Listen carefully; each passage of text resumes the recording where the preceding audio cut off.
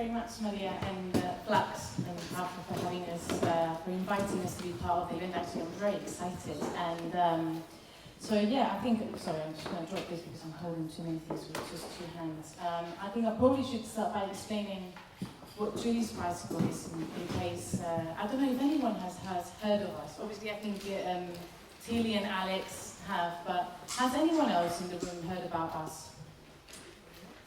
Okay, that's not too bad. We could do better. But yeah, we are an environmental charity, but we work specifically in the creative sector. We've been doing so since 2007, and I guess the question started by actually just saying, what is the nature of the challenge that we're facing when we talk about climate change and environmental issues that we have? We kind of felt that the responses from kind of technological responses and solutions were there in a way, the scientific consensus was there, but what wasn't there yet was the kind of cultural shift that needed to happen, and that's where we turn to culture and to creativity to actually think about what is the role that we could play as a sector, as an industry, as a community together to really shift those values and really change the culture. So effectively what we provided, and I have this little slide here, it's expertise. First of all, we started from the rigor to really measure what the impact of our activity as artists, as organizations in the cultural space was, and then we created a tool to calculate that carbon emission associated to the practice, and we generated loads of resources and tools for that expertise, for building that capacity, and then we advocated for the issue. At the beginning, it was like, what's climate change to do with my work as a musician or as a, as an artist? What does it have to do? And actually, it has everything to do. So we advocated for the issue, and then we started convening that conversation and getting the professionals in the sector together to talk about it, and then driving that leadership that we now see emerging. And Aphra and other speakers like Tilly and Oskar and Becky are going to illustrate much better than I will what that leadership looks like in this space. So at the end of the day, what we believe, the vision that we have is that of a creative community that is powering action on climate change and environment. And yeah, I think I probably have gone through this already, a bit of a journey. We started with the evidence, enabling the learning, delivering the demonstrator projects, and building that business, creative and ethical case for action, and championing and empowering leadership and cultural action. And at the end, what we want to see is a new creative ecology that actually will transform the way we act as a sector. So I've been tasked with the I've been given the task to introduce a little bit of the context of the event, and I thought that the best thing to do would actually be to summarise what I'm sure you're all aware of all of this, but I think it's been quite special what has happened in the last few months. And we probably feel all in Julie's bicycle that one key moment was in October last year when the IPCC special report, IPCC stands for Intergovernmental Panel on Climate Change, it's a community of scientists that put together this very special report that actually told us, as humanity, as societies, economies, governments, that we had a very small window to turn this around, to really divest ourselves from fossil fuels and really kind of turn this climate change catastrophe we're heading towards if we don't do anything. That window is kind of closing very rapidly. It's 12 years when they put the special report out. It's 11 and a half years today.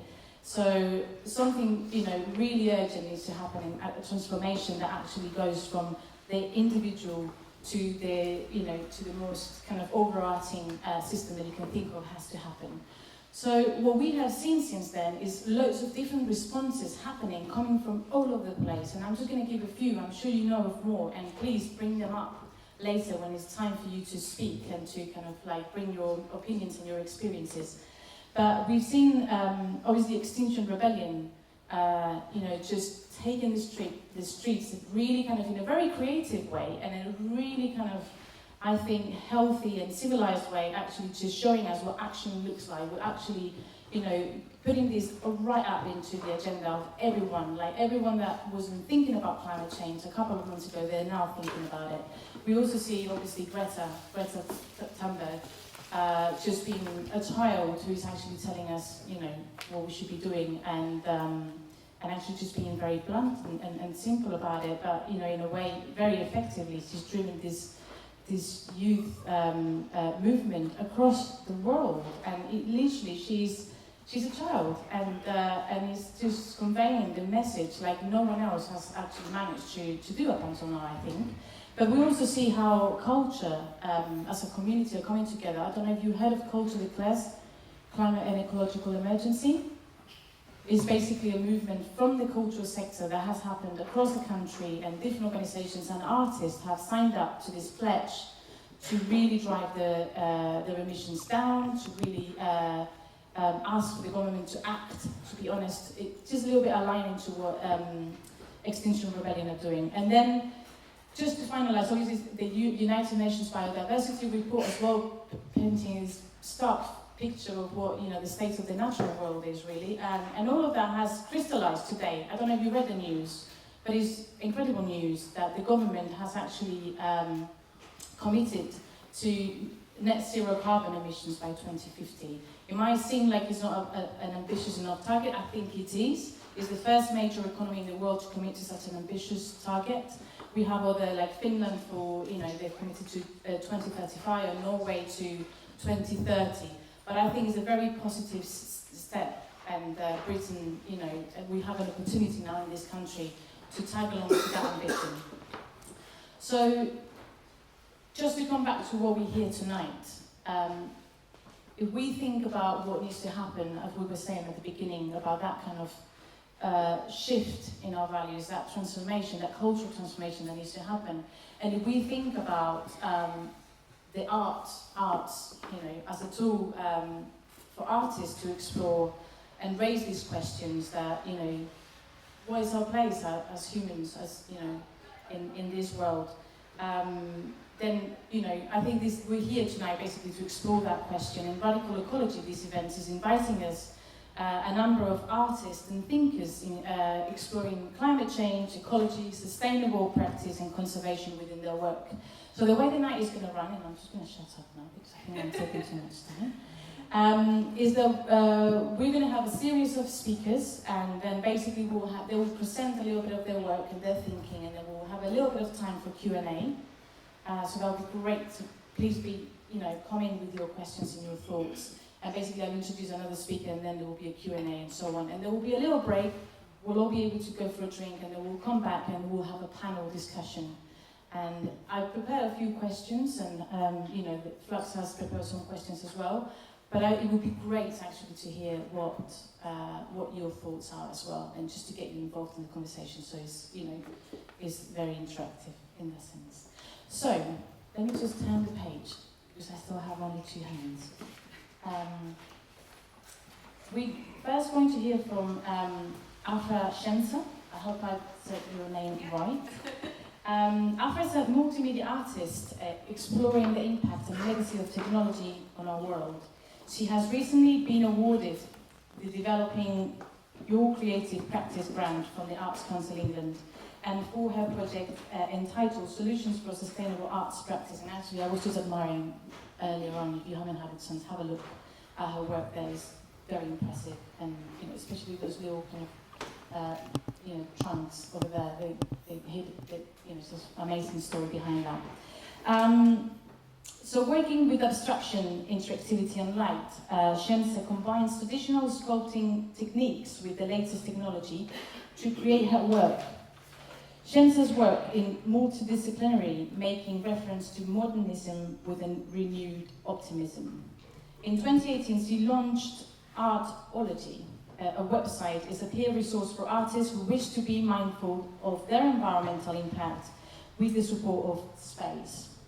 Her research about sustainability in the media arts has been published by the Electronic Visual Arts Conference in London, and she now sits on their organising committee.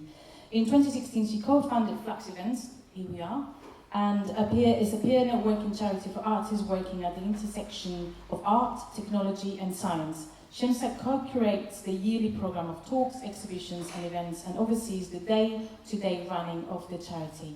So let's just give her a bit of an applause.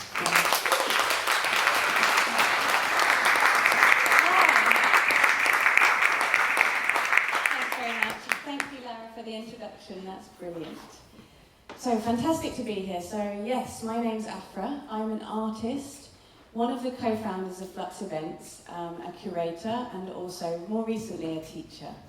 And I'm going to talk to you about my new project today. So I create work using light, abstraction, and interactivity. I use traditional sculpting techniques and have combined them with the latest technology to create my work.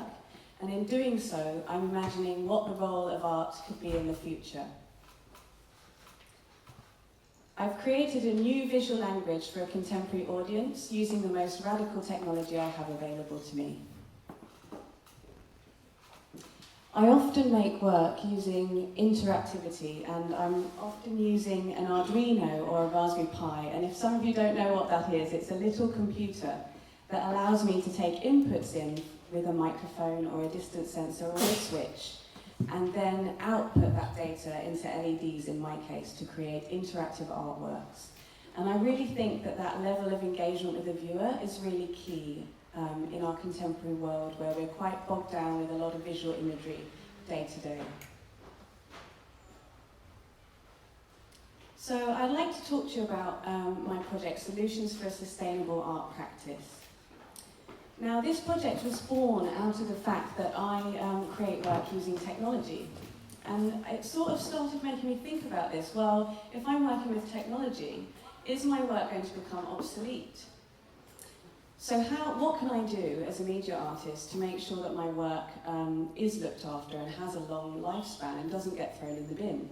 I'm sort of in this dialogue with throwaway consumer culture, and I kind of don't want to be in that dialogue, but I am. And not only that, not only thinking about technology, but also thinking about how sustainable the actual materials are that I use to make my work. So the wood, metal, plastic, etc. How sustainable are those?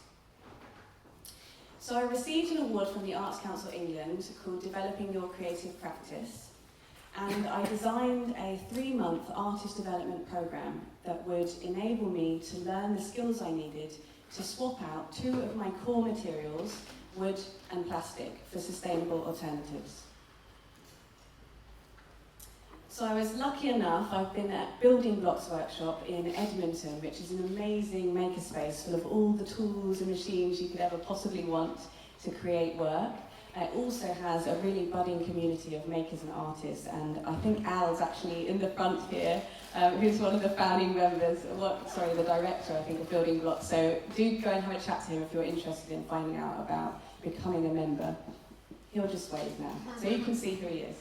Absolutely incredible place, and so sad to have left it just recently. But I'll be back soon.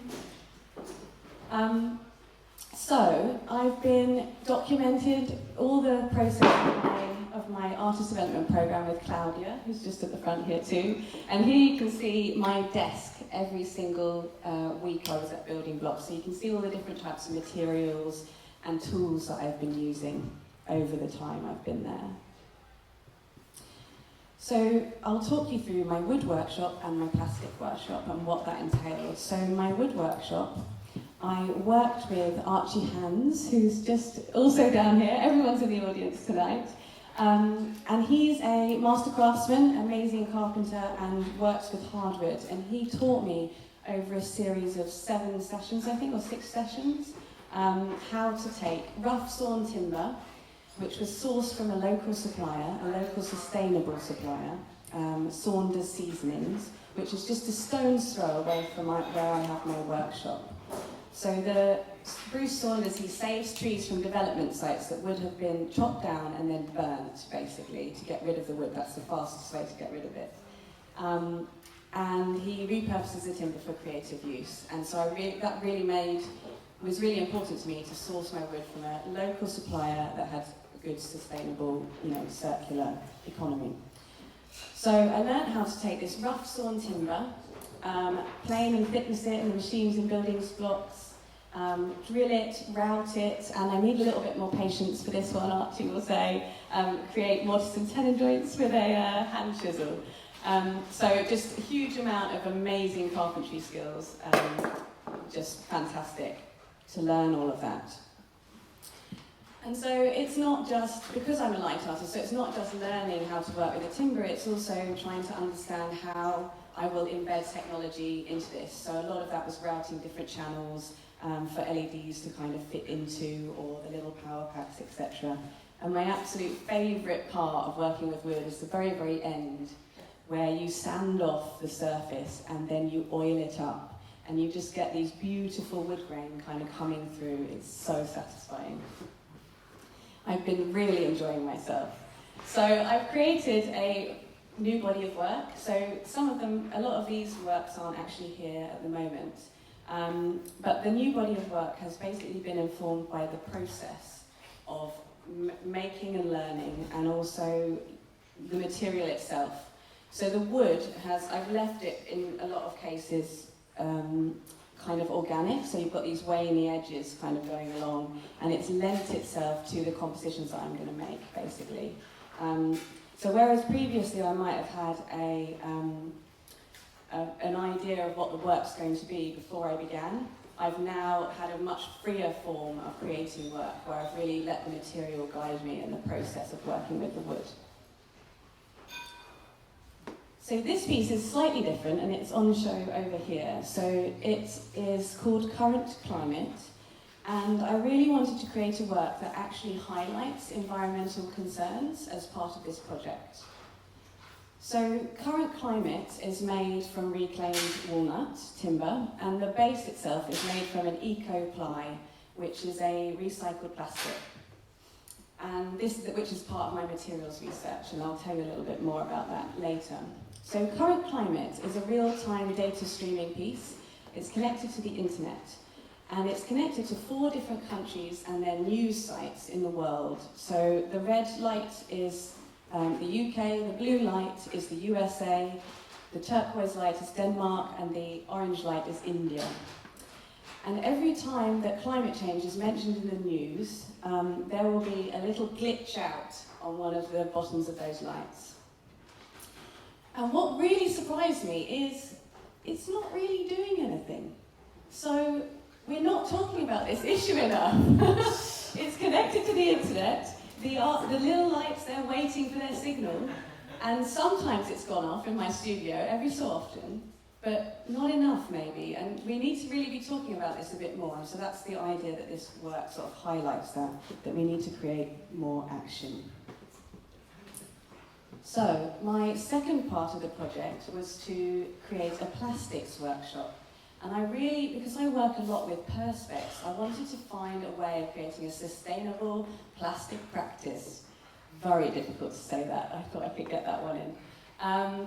So I basically, it was born out of a website called Precious Plastics, and they basically have taught people how to make plastics recycling machines, and there's a kind of online global community of makers using their designs and creating machines. I spoke to a lot of people in London who had made some of these machines, and the general consensus was to go the lo-fi route and do a bit of a DIY to try and do what I was doing, because I wasn't producing on a really massive industrial scale, and that seemed to be like the best idea. So I'll just talk you through how it works. So my first method, I've got 2 methods of recycling my plastic waste. My first method is working with low-density polyethylene, LDPE, and that is materials like plastic bags and bubble wrap. And I'll just play you this video to explain how the process works.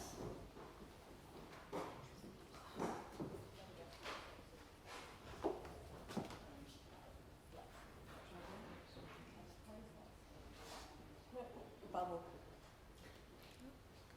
With my plastics recycling, it's low density, so it's all the stuff that's kind of a bit stretchy and a bit flexible, basically. And the process is that I put bubble wrap in plastic bags on a baking tray and put it into the oven and melt it. And it will shrink in size. And then after it's shrunk in size, I mould it into a ball. And then I put that into a hydraulic press and compress that with lots of pressure and leave it there for about 20 minutes. And what I end up with is a beautifully compressed material that is nothing like bubble wrap or plastic bags or anything like that. It's a kind of totally new material in itself, really.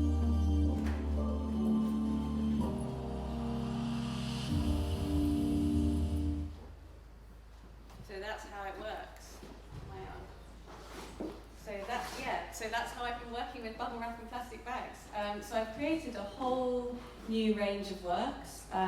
You can see some here, and there's a few gifts going on at the moment. And I think the thing that's really groundbreaking with working with low-density polyethylene is that it can't be recycled already. So these are things that are completely waste items, and I've taken those, made them into a usable material, and I think that that's really groundbreaking. So these works are basically imbuing that waste item with a new value and creating artworks, hoping that it's creating a space for other people to start thinking about these things. My second method was working with high-density polyethylene, HDPE, and that is things like milk bottles or like food containers that you get around mushrooms, that sort of thing. So I'll play you another little video now to show you that method. The method was actually taught to me by another makerspace in East London called Machines Room, and they showed me how to work with this material using kind of household utensils. So it's a really nice little method, so I'll play that for you now. So I'm cutting up milk bottles and HDPE and putting it into a NutriBullet, which then grinds it all up into a nice kind of powdery substance. I put it into a toasty maker, and I've got 2 metal plates and some spaces around the edge to get the depth of the plastic, and I'll pour that in there, close the lid of the toasty maker, and clamp it shut for about 8 or 10 minutes.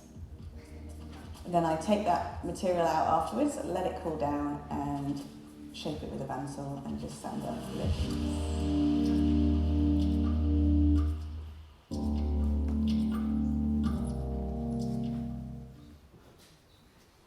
Yeah, so that's that method. Thank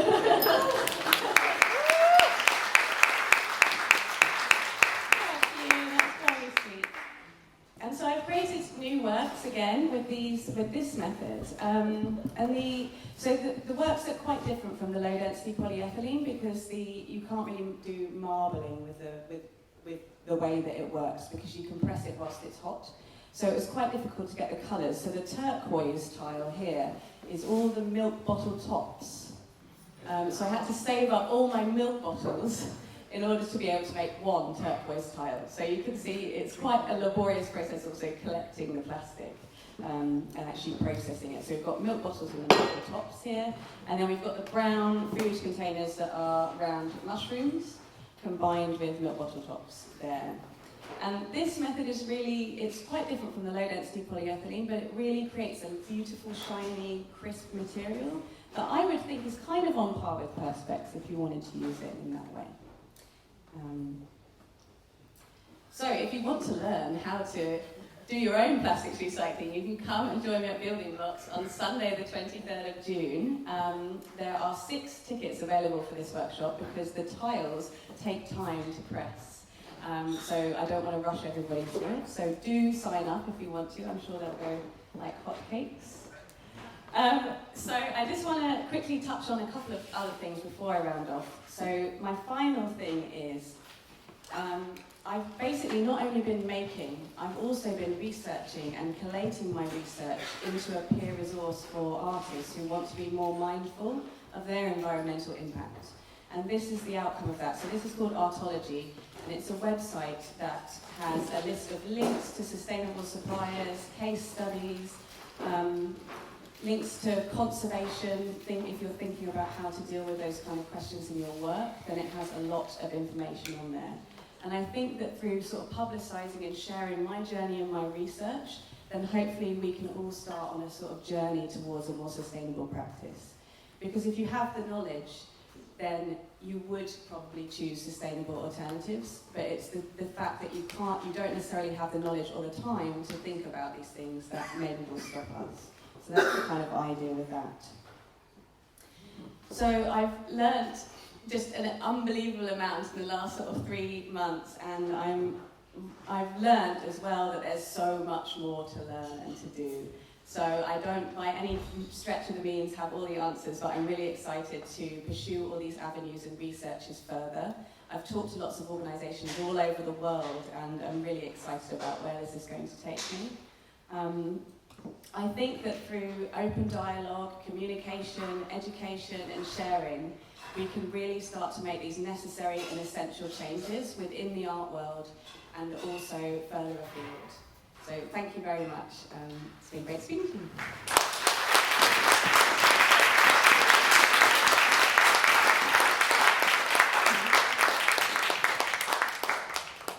Should we use those lovely pens then? Yeah. Sorry, you go. Great. Great. I don't know if someone wants to kind of kick off the kind of Q&A with Aphra after this super interesting talk. Anyone has any burning questions? I do have a few actually that I've written down, but anyone? I'm just curious to know, is this something that's scalable in terms of, like, if sculptors want to start making larger objects out of it? Are there obvious ways that people have thought through without enormous cost that you can start to make bigger things? Like, traditionally you use fiberglass and resin. It's a horrible, stinky, annoying process, but is there something that could work to produce objects that are much larger? Yeah, at the moment I'm working on a fairly small scale, so the sort of biggest materials I can create is about 30 by 30 centimetres.